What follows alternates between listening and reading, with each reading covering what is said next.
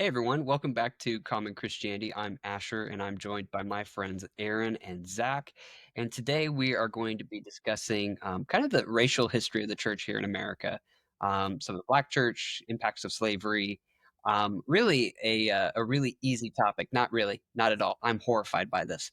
But the it's going to be really cool and really great. And it's going to be, I don't know, like it's going to be uncharted territory for some of us. And I know Zach, in as we were doing our little episode briefing before we hit record, he's used to kind of like framing this a certain way, and I have my experience in this, and Aaron has his, and so we're kind of going to be treading into some fun territory tonight, and just bear with us, give us some grace here. We're going to try and do this as thoughtfully and as respectfully as we can, with as much consideration as possible. That's what any topic deserves when you bring Jesus into it. But before we get into all of that, how are we all doing tonight?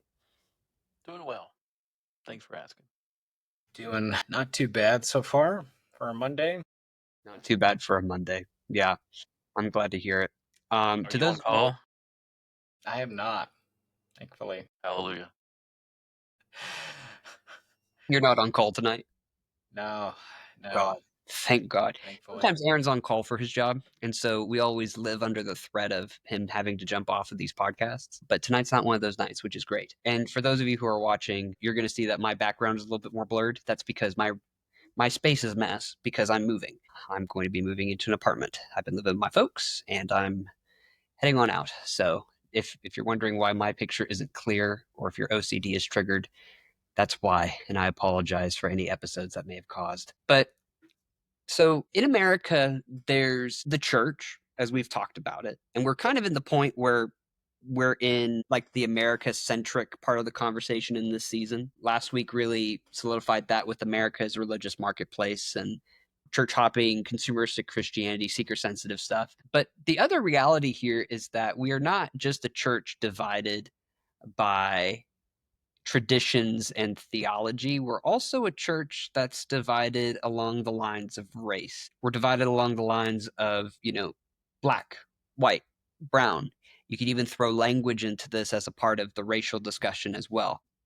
Like, denomination is not the only knife that cuts, if that makes sense. There's a lot of cultural things that have also been able to wedge their way in there, for better or for worse. And part of tonight's discussion is going to be figuring out what part's the better and what part's the worse, hopefully, maybe a little bit in a respectful way, of course. And so I want to also just say this as somebody that works in church marketing and stuff like that, there's a huge effort um, for multi ethnic churches. And that's a huge thing, especially with a lot of what many would consider the white denominations like SBC, Acts 29, and other, kind of bigger players in that space. Um, we are we're going to just kind of do our best to affirm all the different realities of all of this, but race is an interesting one because heaven isn't going to be segregated, but our church here on earth is. And so how do we kind of square that circle? And so without saying more or less to that extent, Zach, Aaron, how do we even start a conversation? How do we thread the needle on a topic that most can't? Like, this seems like an impossible task tonight. I guess I could jump in and now I would say really the premise of what I would even want to speak about on this topic is first of all, like my background, I've never really had a bad experience growing up. I actually was originally from Southern California, and so it was a pretty diverse area. And so there really was a natural automatic acceptance of all races there. And so I haven't really seen like the viciousness or malicious or, illicit experience that some might witness or experience themselves. But with that being said, it doesn't really matter because my view strongly is, we have different life matters movements, right? And I get it. I really do. Because a lot of times these different organizations are born out of some kind of subjective experience or, things that really did occur that is unacceptable. And I 100% agree. But for me personally, and even from a Christian perspective, which is what I'm trying to bring it home to, is that all life matters. Really, that's really what I see because Christ has taught me that. And I don't really see, one shade or the other. I just see a soul. I see the person. I see who they are and what they represent, their personality, who God created them to be. And so, even though the reality is like we live in that, everyone has their own views and perspectives and upbringings. I think really the encouragement, the edification is to journey yourself into seeing it the way God does, seeing it how Christ views you from the soul, from the, character and personhood that you are. And so I'm not trying to push any kind of agenda per se, but I really don't I really don't see one color or the other. I see everybody as the same. I see everyone as a precious soul, as a being, a creation. And I would encourage anyone, and even those I know now, to try and see the same. Because, like you said from the very beginning, there is no segmentation. Or segregation. There's segregation. Yeah, there is no segregation. It's all one body, which is a very important thing to think about. You know, if we're all one body, we're all one. Yeah. Hence the point of this podcast. Yeah, exactly. To see someone, lesser or greater than the other is missing the point of Christ. It's that we're all unified together in a community as a body. He even says, like, the eye is not lesser than the ear or the nose. Like, they all have their part to play in this community. And I wouldn't want anybody to be afraid of talking about it, like, even like my white friends, like even you guys yourselves, just like there's just hesitancy to speak about it. And I get it because it's so sensitive, but I'm just like, I don't want you to feel that way. I want you to just be relaxed and just like think like we're all equal. Like there really isn't that, but I understand that that's not the case. I have to live in reality, right? That's not the case with a lot of people, a lot of different divisions. But that's my general perspective, is that all life matters because God created all life. And so from a Christian perspective, that's what I adhere to and firmly try to encourage and, you know, just push on, overall, just to really get, just to join arms with people to think that way, because that's how I see it. Um, and that just could be part of my upbringing because of what I said earlier. Because I grew up in that diverse understanding, I had the natural tendency to accept everybody. So I don't know if you have any thoughts or ideas on that, but that's me. Zach, do you have any thoughts or ideas on that? Growing up in Southern California, and so you're somewhat culturally predisposed to a lot of cultures. Yeah. Not to take the conversation in this direction, but were there other divisive factors that you experienced in that context? Maybe, and again, I know we're talking about race, but were there other factors that you saw the church be like, there's that side of the railroad tracks, and we're on this side? Yeah. So I think that's a good question because you naturally do get a different experience in different types of culturally based churches, like a soul church, right? You're going to get more soul, kind of different gospel style music. You're definitely going to have a lot more fiery messages a lot of the times, or it's just like, you know what I mean? Just like, oh Lord, let's go. Hallelujah. You're just, I love church and I love church. You know what I'm saying? yeah. That's And different kinds of music styles, which I already said, but there definitely is. That does exist out there too. You do have those different flavors, I should say. And with those different flavors, people tend to stick with the ones that they enjoy most, that they're used to. But yeah, go ahead. I will say this about Los Angeles. Many people assume it is this diversity bastion. But I have to just tell you, it's condensed segregation and it's elected into. There's a black neighborhood, there's a Jewish neighborhood, there's an Irish neighborhood, there's an Italian neighborhood. There Yeah. is insert this demographic neighborhood. I Yeah. mean, all of West Hollywood Yeah. and North Hollywood is where you will find a specific type of people. And, if you go to the Palisades, you would find another type. You go to Malibu, you find another type. And it's not to say it's like a neighborhood vibe and that everyone's homogenous in like or diverse, if that makes sense. They are typically very homogenous. Yeah. And, even if you're talking about the greater Los Angeles area, which is San Bernardino County, Riverside County, Orange Right. County, LA County, the big four, as we call them, Right.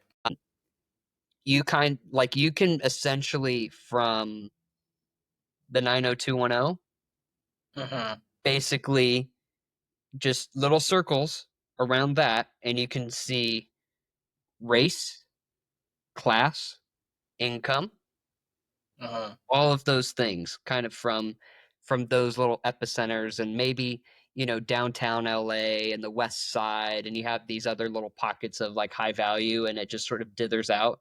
And so middle class is between these bigger, more affluent places, and the poor people are typically outside, and the people with a certain demographic that has less disposable income are typically further and further away. Yeah.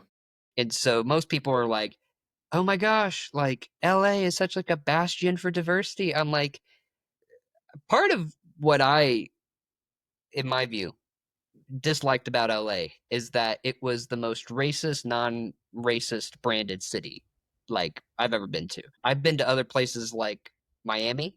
I've been to Orlando, which I would say Orlando is probably the best diverse city I've ever been to. Like everybody's just everywhere. Like there's no neighborhood for any specific type of folk. And even Nashville's been pretty good about that. Granted, it's deeply segregated because of its history, Yeah. but it's done the most, I think, to intentionally break some of that mold as well. Yeah.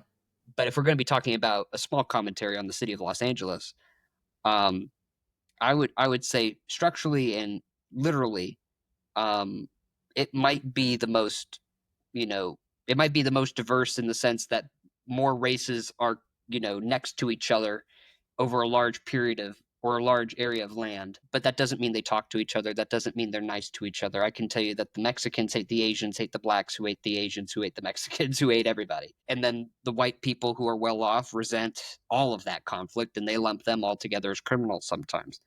I've been in those conversations. Right. Not that I've espoused them or those views, but it's just one of those things where you just resentment bubbles up and it comes in. And it's not that I'm proud I was in earshot of those people or that was the company I kept, but it was Yeah. also like I have two ears and I was in a room and I was in earshot of a number of things, and it's just unfortunate. Yeah. Um, and so there's a component of white racism that comes with that, with being away from the fray. I can tell you, Orange County. I wouldn't say Orange County is necessarily racist, but I will say that they are white flight in large part. And a lot of wealth in California is concentrated there and along the 405 It's true. and the 405 to the 110, like all of in the five and those little things like that. Like those veins are very wealthy. Mm-hmm. But as far as like race is concerned in Los Angeles, I just want to, I don't know, I felt like just kind of outing LA in that regard, saying it's a very diverse place. Like like it's like the kid who can have like 1,000 different things of food so long as they don't touch. Mm. Yeah. And there's a lot of, you know, intermixing, and I'm not neglecting any of that either. But I'm saying the general posture is we have our little homogenous pockets, and we're going to keep to those as much as we can, Yeah. which is sad. LA would be a much more beautiful city if it took after an Orlando, where, where I see Brazilians talking to Puerto Ricans, talking to black, white, whatever. Like, I can tell you there's been a larger intersect of the world and immigrants and all that other stuff in a place like Orlando Yeah. than any other time in my life than even when I was in Los Angeles. I grew up in the shadow of Los Angeles for years and lived there for a year. Yeah. And, thinking about all that, which kind of helps me just kind of provoke the light side of it, the positive side to all that. Because it's almost like, treading on the thought of it being negative.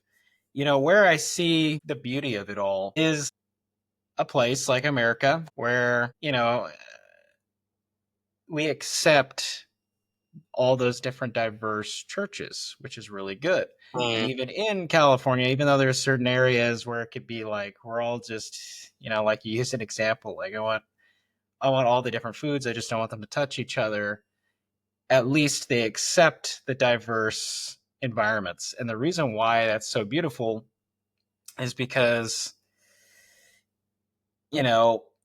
I may not attend like a Hispanic church, for example, but they may have that cultural influence, or even just like a black church or white church, whatever it is. There's just like this stereotype that you would expect when you go there because that's just how it is. But it makes sense actually, because it actually attracts the people who aren't Christian, who are used to that cultural upbringing. You know what I mean? Yeah. So, like a Hispanic church, for example, come from a Mexican background. They're going to have those natural heritage experiences and cultural experiences. If they find a church that actually kind of aligns with their background, they're actually going to feel more attracted to it. It's going to be easier for them to come in. So I almost think that's actually the beauty behind some of those churches. In fact, I know it is, because, even though, like me personally, I may not find myself in like a black church, doing the gospel and praise and stuff, but a lot of African Americans do. That's something that they enjoy. And it's all in an effort. We've talked about this many times. It's all in an effort in God's hand to use the diversity of his power to reach everybody, to bring them to him. Right. Right. And if he knows how to meet you where you're at, that's what he's going to do. He's going to use the things that he knows how to speak to you with to reach you.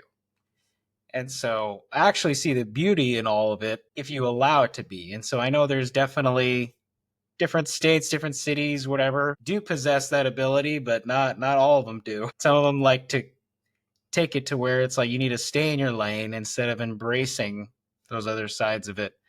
And so I guess effectively a part of what I'm saying as well is like, even though I don't find myself in some of those different cultural churches, I think they all matter because they all have something beautiful to bring to the bigger picture. Just like each individuality of someone's being does. You know what I mean? Right. Zach, would you say that one of the through lines of church history is the expression of worship and study of God through the lens of individual, or perhaps like through the lens of heritage? So like through the heritage of like the East and the West, through like the heritage of like black, brown, white, whatever race, through the heritage of, you know, whatever. Because I mean, every time we start a new denomination, we essentially are starting a new heritage, are we not? I'd have to think about that. I'm not saying I disagree with it offhand, but just flipping back through the pages of the history book in my head, the ways in which the church divides our legion, a lot of what we talked about a few weeks ago had to do with theological divisions. And so there would be people who associate themselves tribally, so to speak, with a particular theological stance. When you start seeing the fracturing in Europe around the Reformation and after the Reformation, you see a lot of those lines are being drawn, and a lot of them are being drawn, around what nation you live in and who's the king at that time, and is the king Protestant, is he Catholic? So you kind of have this inherited heritage. There was a lot of racism against Jews in Europe. I know that. Yeah. Martin Luther was not a big fan of Jews. And that's a difficult conversation to have. Yeah. When you come over to America, America does seem to have this it's like a paradox. It's and it's a paradox along a couple axes. On one hand, we're the most spiritual nation on the planet, and also simultaneously the most secular. We are the most diverse with regard to people groups coming in, yet we have this phenomenon that you all have been describing where we sort ourselves, consciously or unconsciously. Sometimes it has to do with the people that you like to be around because of commonality. That's not a sin. And then sometimes it's because you don't want to be around all these other people, and that can be problematic, right? So I say all of that because there's this saying, and I agree with it for the most part: the sins of the culture become the sins of the church. Mm. And so when you have a culture, especially in the South, and you read about the Civil War and all the stuff that went into that, it absolutely 100% had an impact on the ways that churches saw themselves as carriers of the true and right interpretation of the Bible.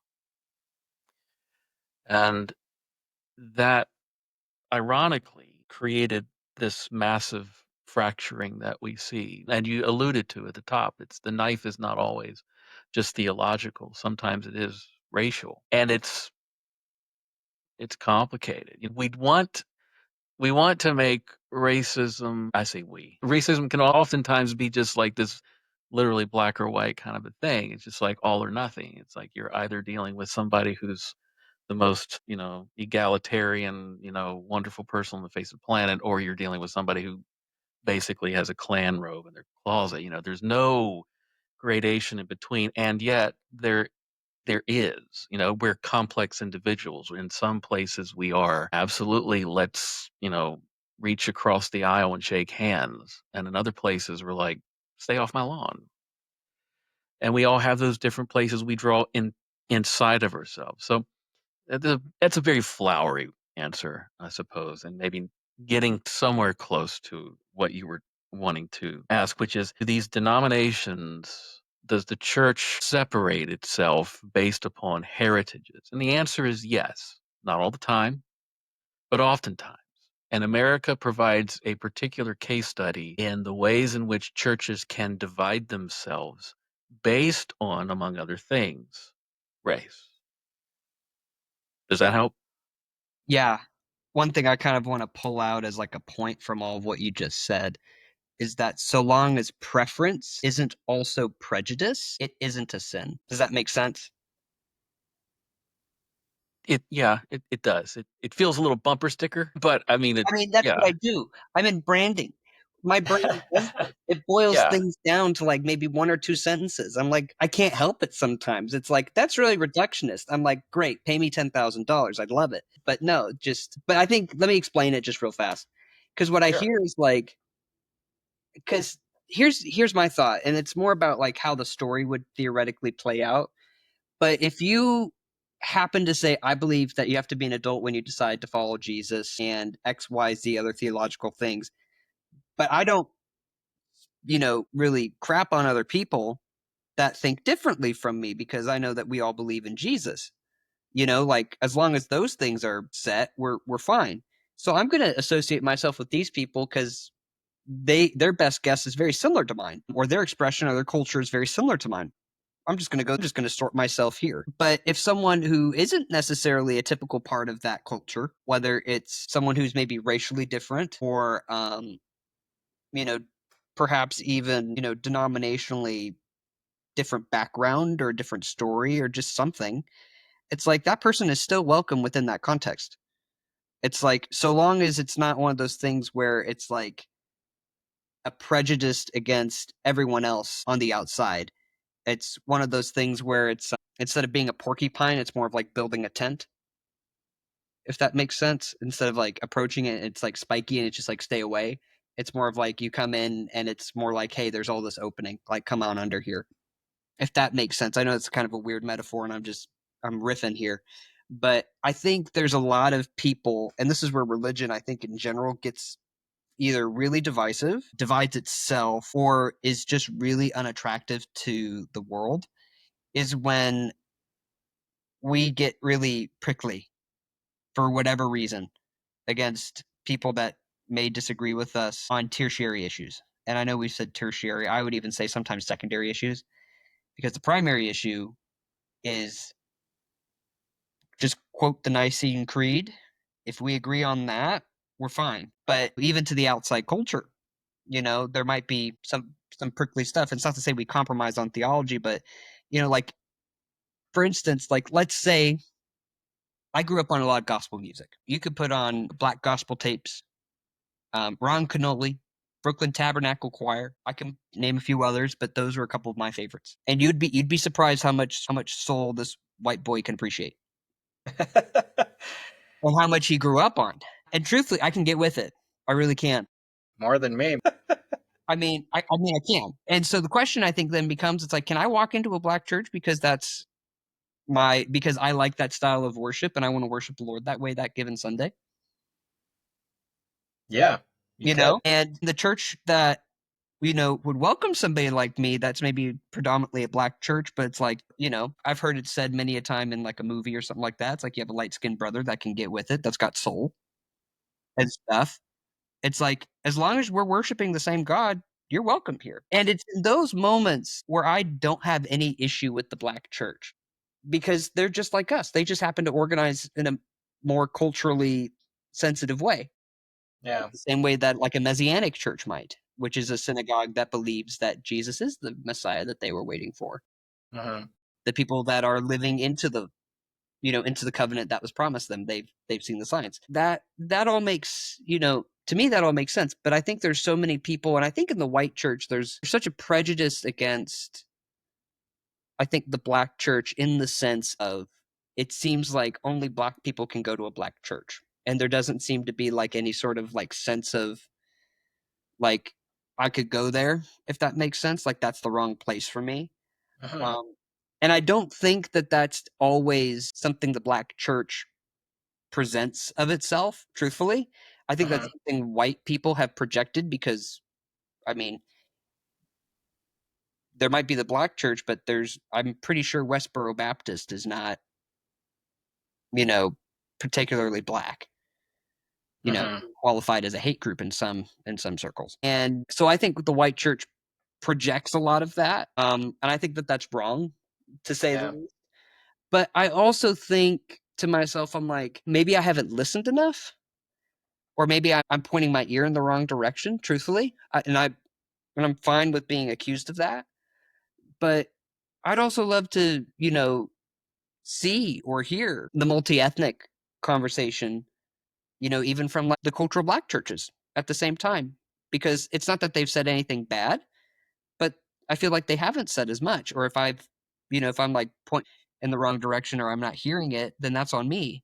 But it's I think it's a PR crisis they didn't make that's being forced on them. And I don't know, I feel like they could make a statement or something like that that says whatever. But I'll say this, two other things. I've been in many, many settings where I've been in the black church. A lot of clients that I actually work with through Good Grain are black churches. Not many people know that, but it's a beautiful thing, and I love it. Where I have felt the presence of God, and it feels like the presence I felt at my home church in California, or at any sort of like Pentecostal church that was really not horribly crazy, in my opinion. Mm-hmm. But it's like I have been welcomed there. The color of my skin hasn't mattered, and they have it is a cultural preference to worship the Lord in respect to heritage. And it's obvious that that's like a deep kind of grounding thing for them. Mm-hmm. And I think that's beautiful. I really do. I mean, there's a part of me where if there was like a Russian Orthodox church or something like that here as a Russian man who's been adopted, I would go there for maybe a Sunday or two just to feel it, hear the Bible spoken in Russian or something like that. That would feel good to me. And so I get that. But I think the point of so long as preference isn't prejudice, meaning like I prefer the Methodist Church, but if you're a non-denom guy, come on in. Like I prefer Catholicism, but or like I'm a non-denom guy, but you're a Catholic, come on in. Or, whatever. Like it's not just a matter of I think last week where we said, hey, it's really good wherever you're at to experience the presence of the Lord by going to different denominations and seeing different facets of those people. I think in an odd way, we've stumbled onto the exact opposite of it, saying we don't just need to be curious of other people and seeking them out, but we need to be, I think, also perhaps even welcoming in the same sense. Like we need to receive people the way we would hope to be received in those moments as well. Um, and I think that's also a way of bearing fruit or showing fruit as well to some extent. It's like if a church is like, oh, like you're your X or Y sort of belief, we don't like you here, go. Like I think that's a sign that the Spirit of God is not in them. I don't know. I've said too much, but do you guys get kind of why I kind of like boilerplated that the way I did? Because I think we're also kind of beginning or still discerning like what is a righteous division or what's an acceptable division and what isn't. And I think part of what this season has been about has been us not only just being like, how the heck did we get here? But then also being like, okay, so we're allowed to get here. Did we get here the right way? So I'll leave that point there.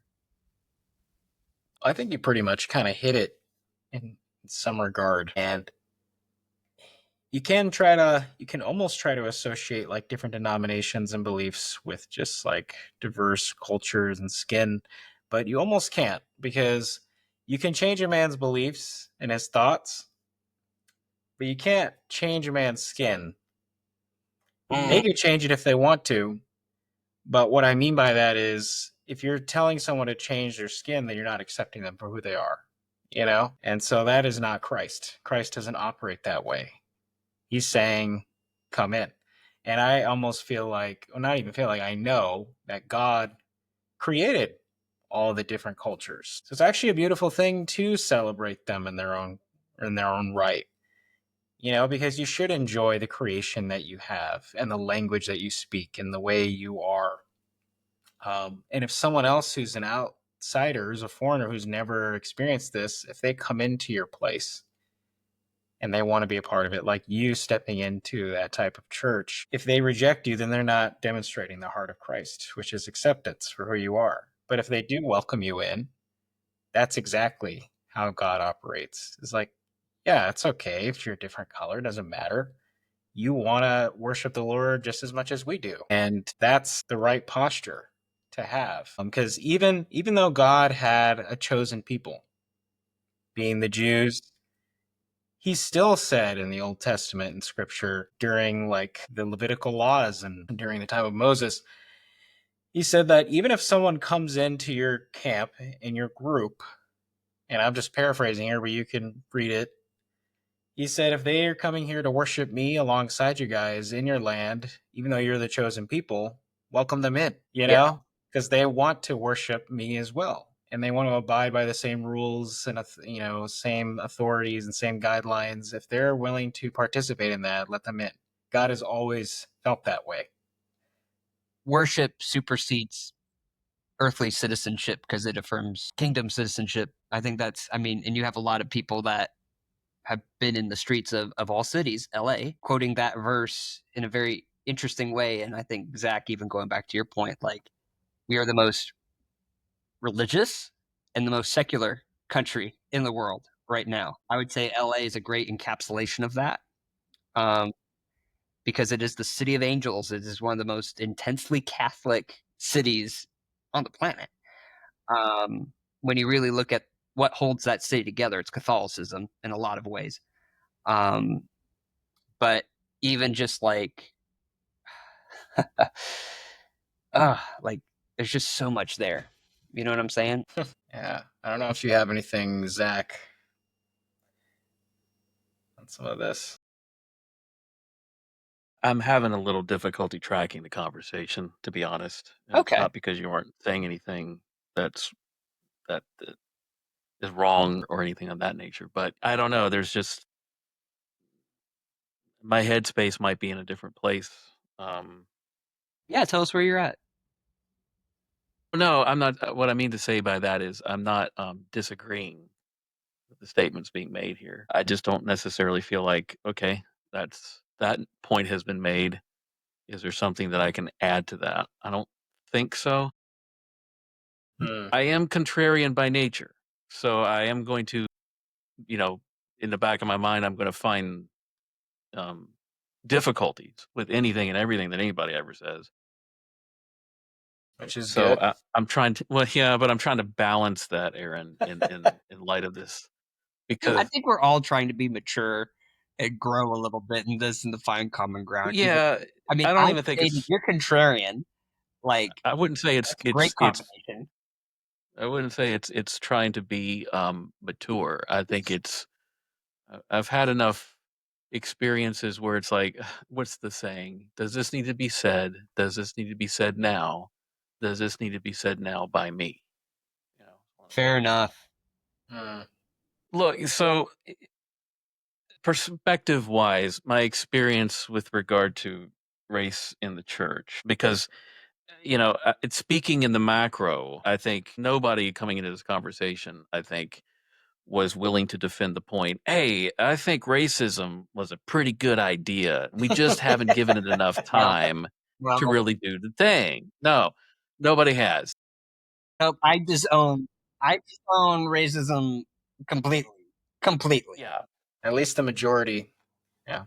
But the reality is that if we go back to scripture, as we should, and we read Acts, and we read Paul's opposition to Peter, when Peter didn't want to be seen around the Gentile believers. Yeah. When we read Ephesians and we read about these Gentile and Jewish believers having to come together, but are trying to figure out, okay, exactly how Jewish do we need to be? How Gentile do we need to be?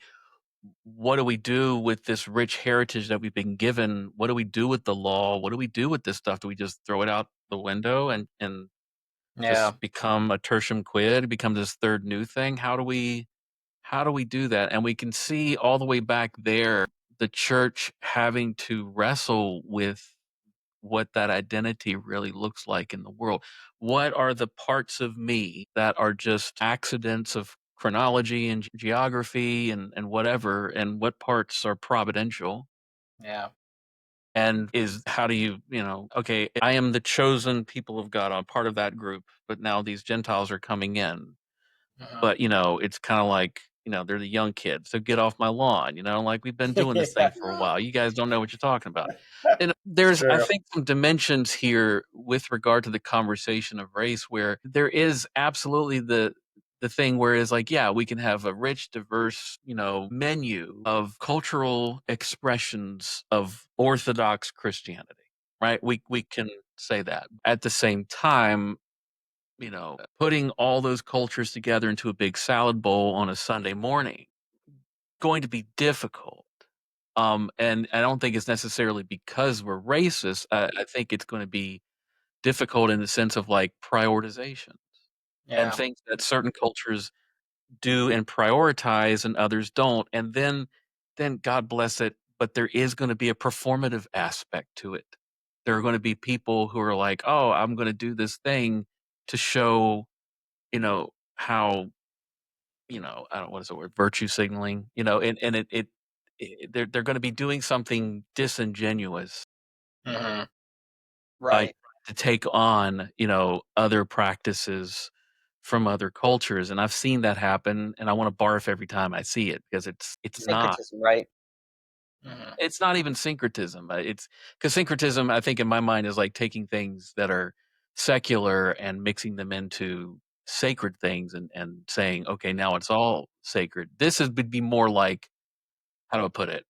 Um, I think, not I think, but taking on practices that are more oftentimes seen in Black gospel churches and moving those into the white church experience, Yeah. which is not wrong. That's not wrong. And when I mean, I play drums in church. I mean, wasn't like white people were going to put drum sets in churches. That was very much a contribution, Mhm. and I inherited that.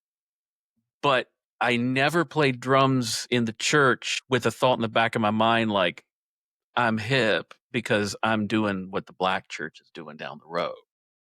There's a Yeah. thing that I think happens sometimes when we start pulling those things in and it becomes performative. It becomes like it's not even about appreciating that culture. It's about look how it can get ruined so quickly. So I don't think there's necessarily one singular point I'm making inside of it. It's that contrarian thing in me that goes, all right, but there is a thing where if we hyperfixate on the race aspect of churches and those particular cultural identity markers, and then we try to pull them in, that can be disingenuous to those cultures. Yeah. That's the way I feel. Yeah. Yeah.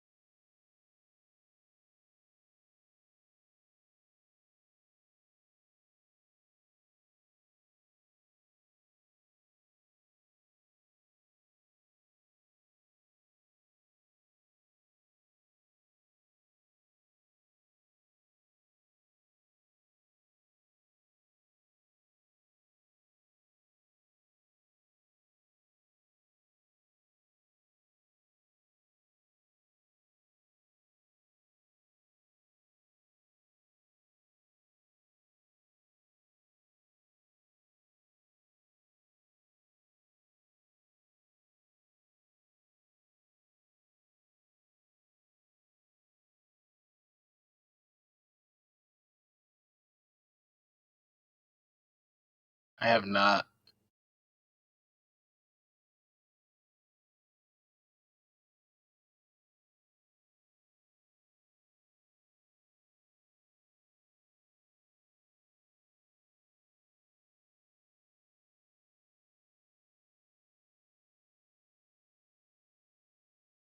Hmm.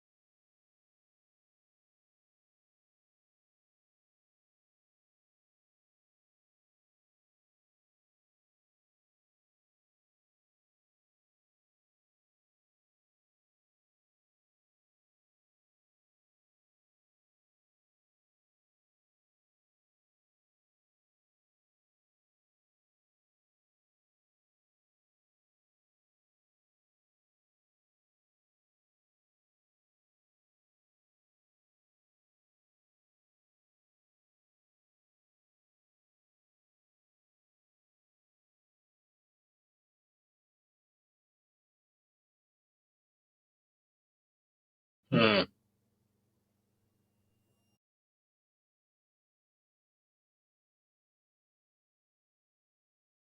Yeah.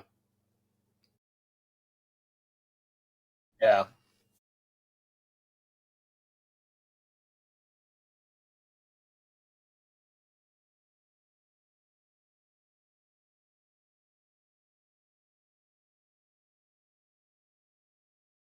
Yeah.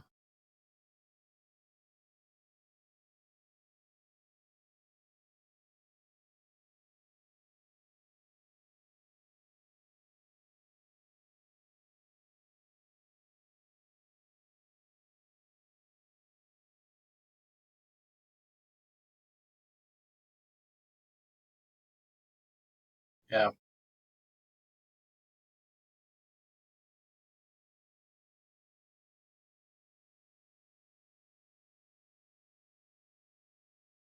Mm,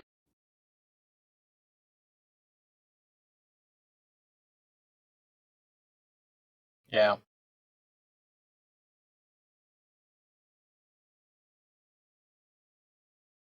Mm,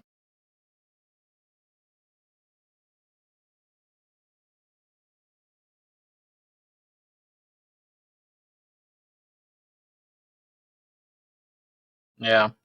And so that was just like a active example of Christ clearing the path for your sake.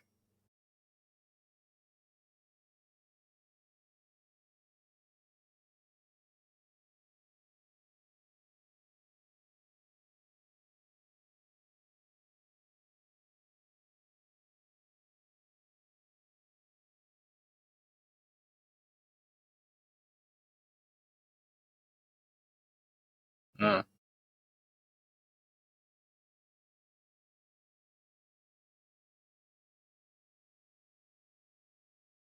mm, hmm.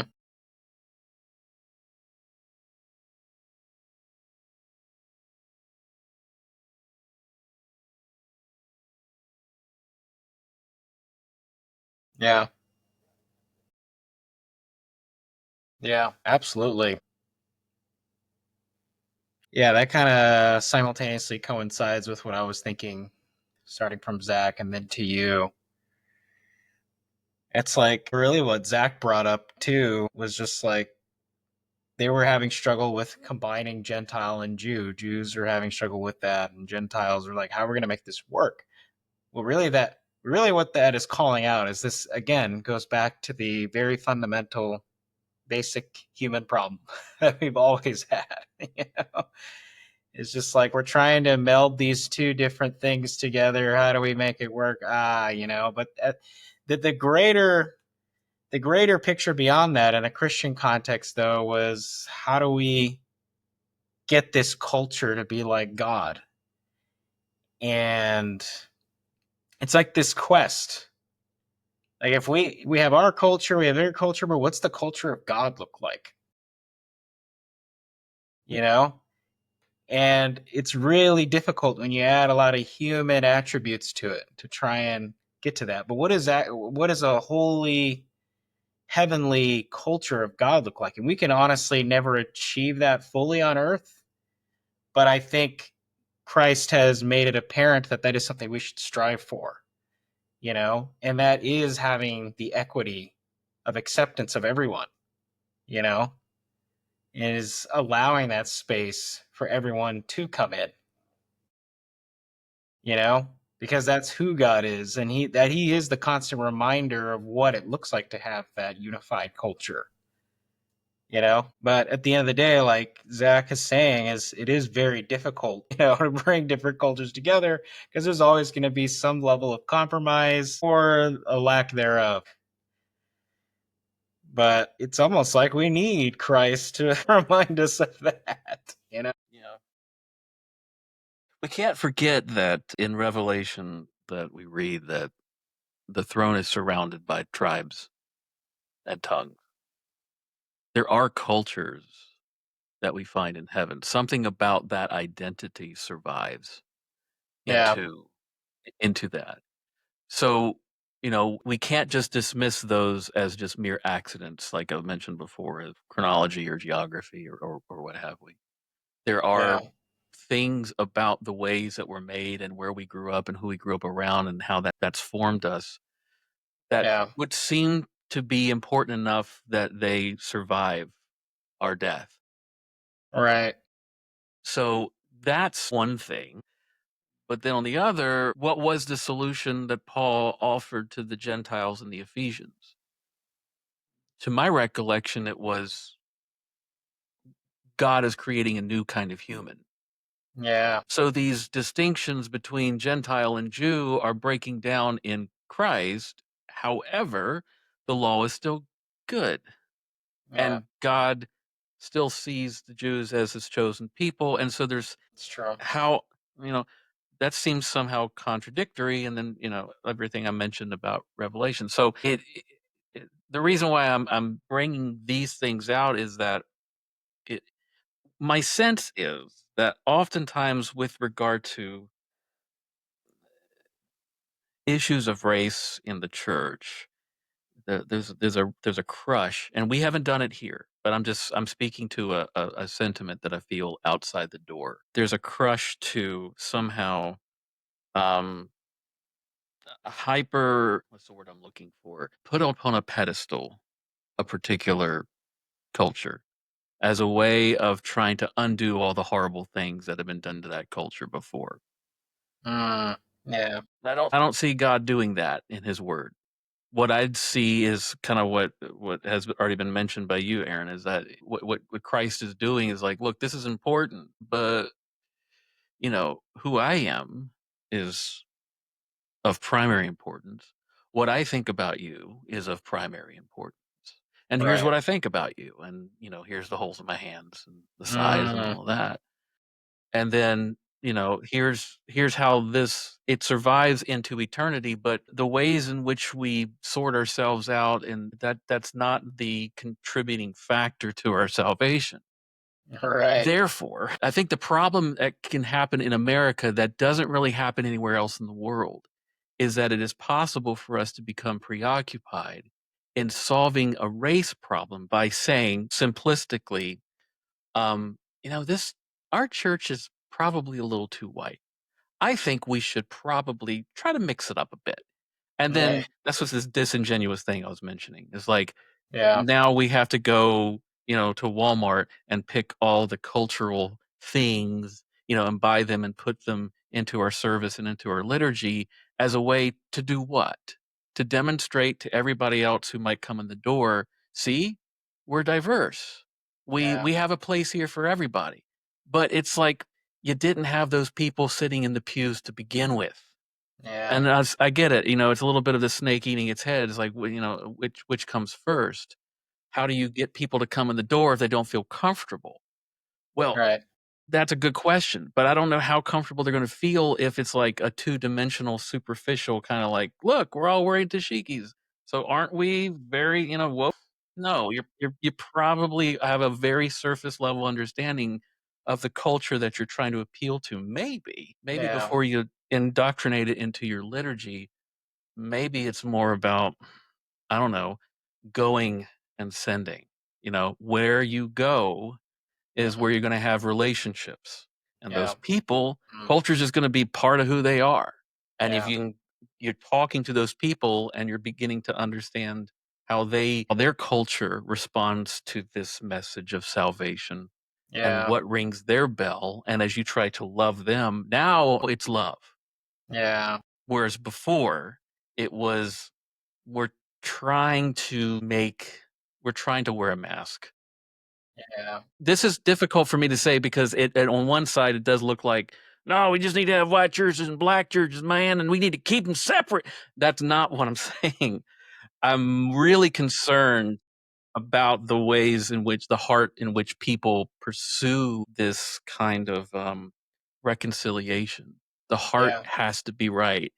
It can't just be two-dimensional. It can't just be surface skin stuff or like, I listened to this music and now I play it and therefore I got you in my sights there and I understand your experience. No, you don't. No. You No. know? I think. I,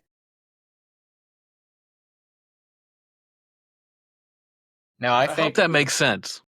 it does. And what rings home as an active, available example today of what you're talking about is missionaries.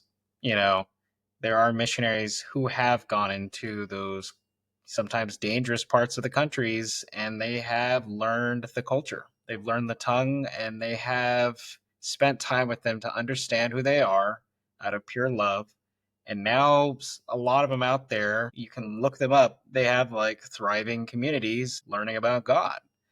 But it's that culture's, we'll just say skin color versus this one person often, you know, stands out because it's just like they're not from there. They're from another country.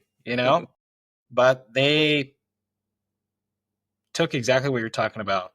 They were humble. They didn't come there to try and like bring America to them. They wanted to just bring purely Christ to them, which is the act of love. And those are some real life examples of what you're talking about now that exist. And it's regardless of, skin tone, culture. Absolutely.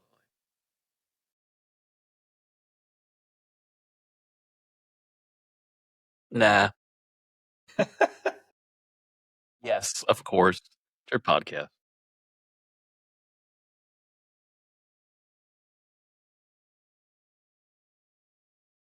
Oh, we're voting for things now. Oh, well, in that case.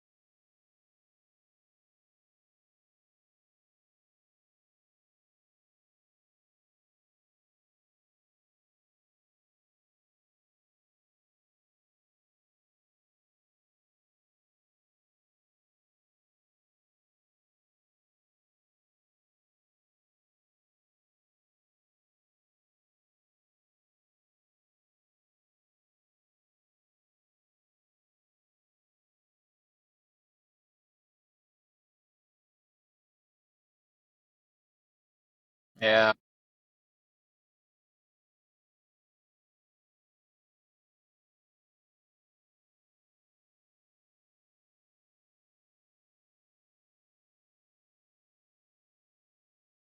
Yeah.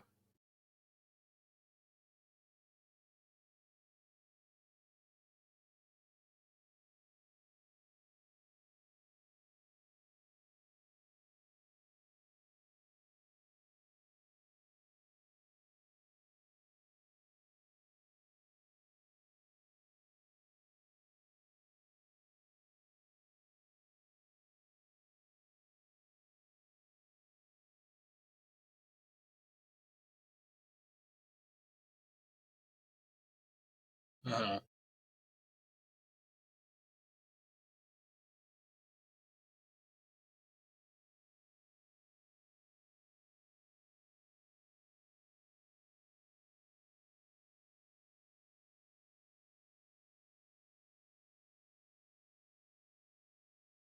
Yeah.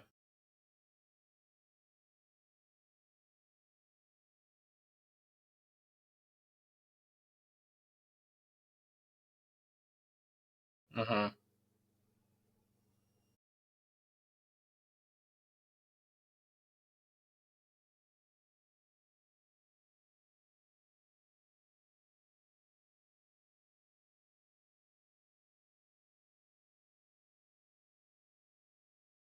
Mhm.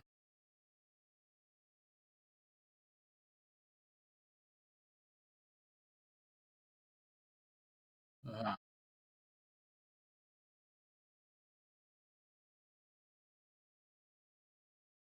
Yeah.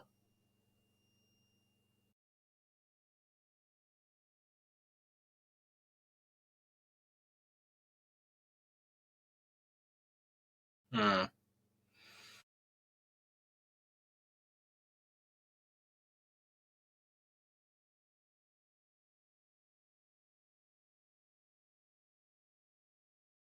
Yeah. And I like what you said, just like being that change, being that person. That's you know, it's not that I hate using that example, but that I hate saying like a missionary. But I guess I use that example just because they're an example of being that change. You know, it's like having that heart posture. You don't have to be a missionary. That could feel so out of reach, out of touch for you, and that could be a little scary. I'm not saying that, but demonstrating that posture wherever you're at, is I guess is one reason why I thought of that because yeah, it's like you were saying, man, just kind of being that. You almost provokes or it does provoke and begs the question, like, what would it take to operate like that? You know?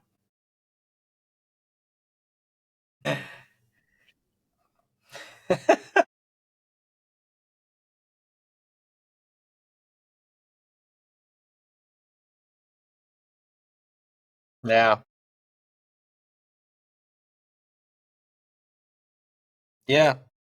Is it so easy to talk about like what we should be, what we should do, what we need to do, but like what are like the actual tangible tactile things that you can step into to actually start positioning yourself like that or posturing in that way, you know?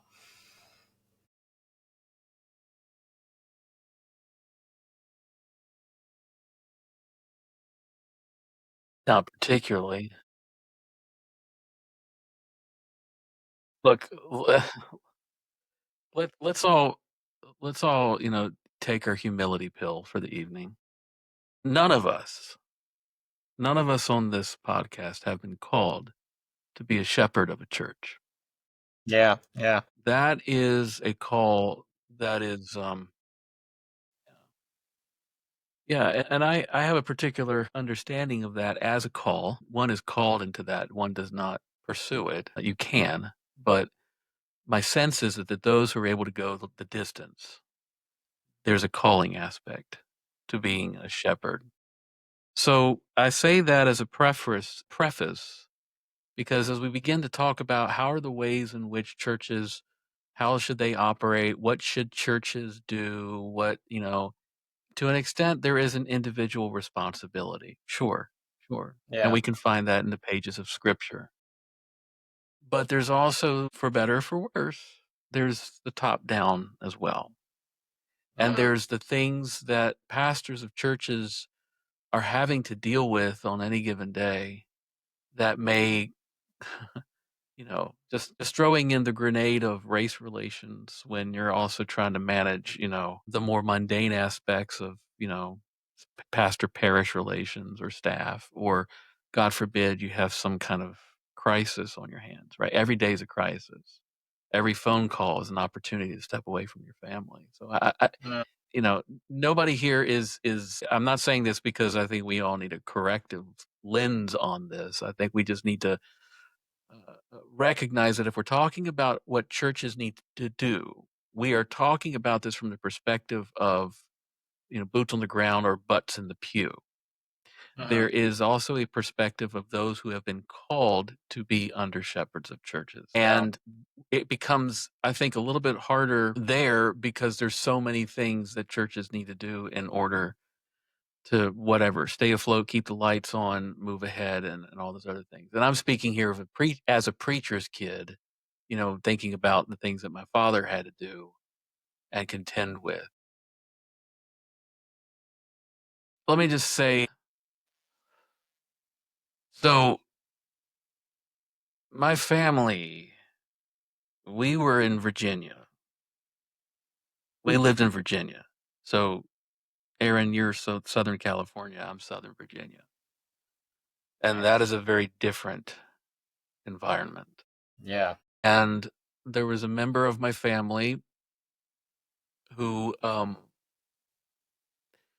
there's a member of my family who is biracial. And in a Southern Virginia community in the late, whatever. I'm not going to date this because I'm protecting, an anonymity. But for that to be a phenomenon that's happening in the preacher's household, the preacher has a biracial member of the family now. Yeah. This is, well, yeah. And so somebody's being born and somebody's biracial and it's the preacher, not, I'm trying to be cagey here because it's not my place to tell people's life stories. But let me just say, I learned that there were some people in that community who did not appreciate that fact. And in the Methodist Church, you have the opportunity to move to another church. And that's ultimately what we had to do. And fortunately, in that community, in another place in Virginia, that individual was well received. So I tell that story because, stories are important, but what do we need to do? We need to pray. We need to give ourselves over to the direction of the Holy Spirit. Let Him build us up. And life will give us the opportunities to be the kind of people that God wants us to be. We don't have to go very far. We're going to trip over it. It's going to happen. And it's going to happen in a way that we weren't expecting. And it's going to happen to people that we weren't expecting it to happen to. And we find ourselves in that moment and we're like, pardon my French, shit, what am I supposed to do now? This was not in the plan. This was not something that we were supposed to have to be dealing with. But yet here we are. So what are we supposed to do, Jesus? Because this thing doesn't feel particularly good to us. And I sure as shooting know it doesn't feel good to the one it's happening to. And the Spirit walks you through that too. So the answer, as every answer could ever be, of course, it's Jesus. And we roll our eyes and we go, yeah. Of course it is. But Zach, really, give me the secret. Well, the secret is just let life beat the snot out of you. Because that's going to create the need for you to lean on something you can't do with the strength you don't have. That is so And true. then you learn who Jesus is and you start looking like him. Come on. Exactly. Yeah.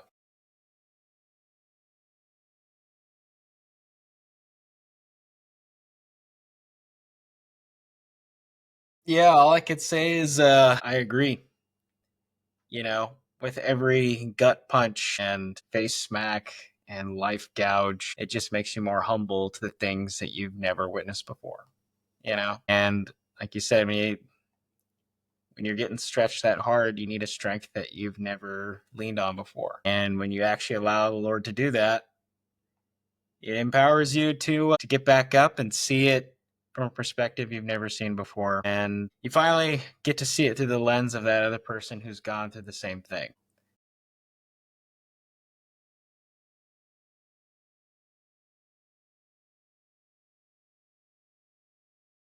Yeah.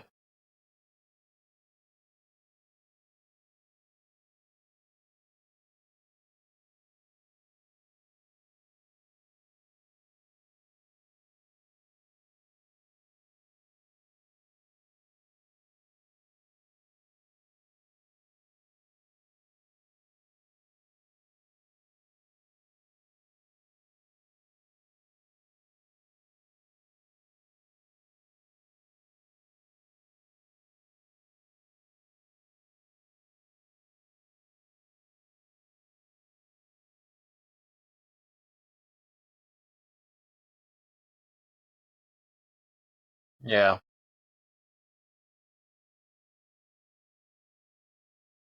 Yeah. Yeah.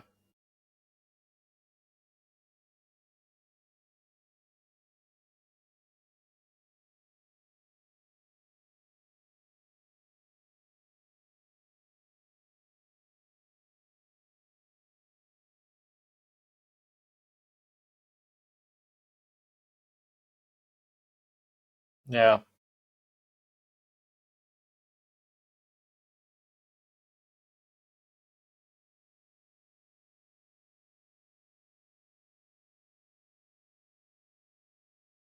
Yeah.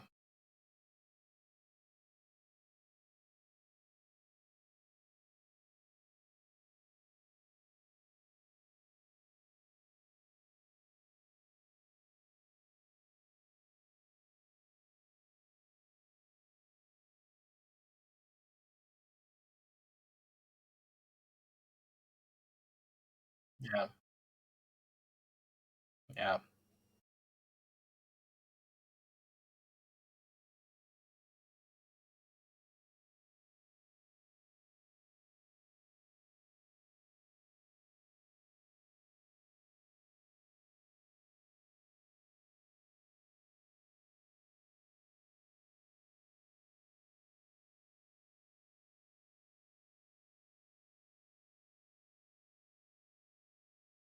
Hmm.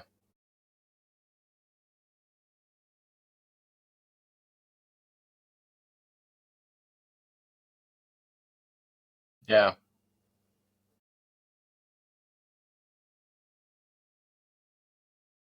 Hmm. Hmm.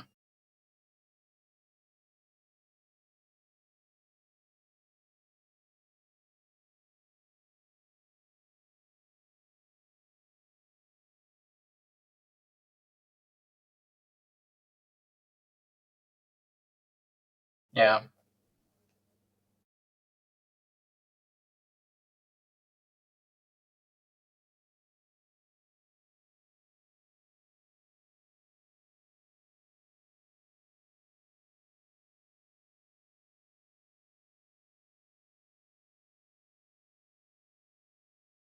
Yeah. Yeah.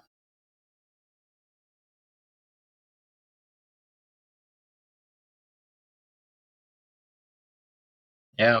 And I would challenge that, you know, just that if you really do desire that, like, I really would like to have the heart to be diversified and just meet people where they're at. Well, if you can, God will challenge you in those little things in life, kind of like what Zach was saying as well. Like, okay, if you can't even pray for your enemies, the people that persecute you, then how can I trust you with the heart of reaching people that are not like what you're used to? So when those things come your way, allow allow yourself to accept it, even if it seems difficult, even if it seems hard. But it's like, if you can't even pray for that person, then you're not going to even have the ability to transcend to the area that you most desire. But it starts there. And the more you practice that, that heart will start to unlock. Yeah.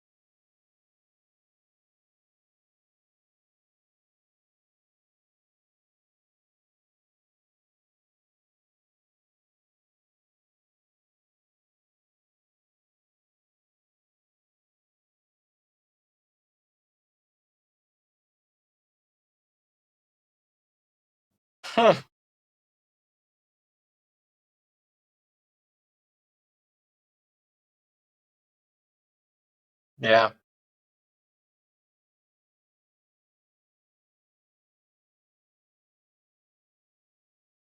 Yeah.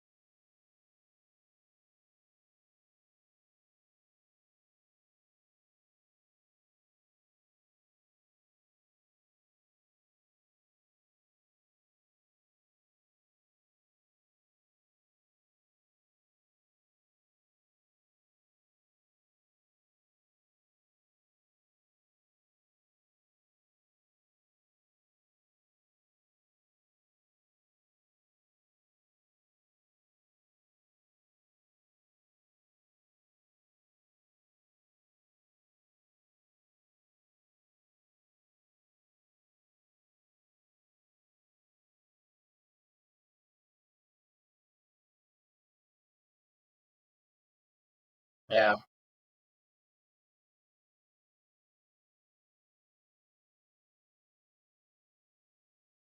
Mm. Take care.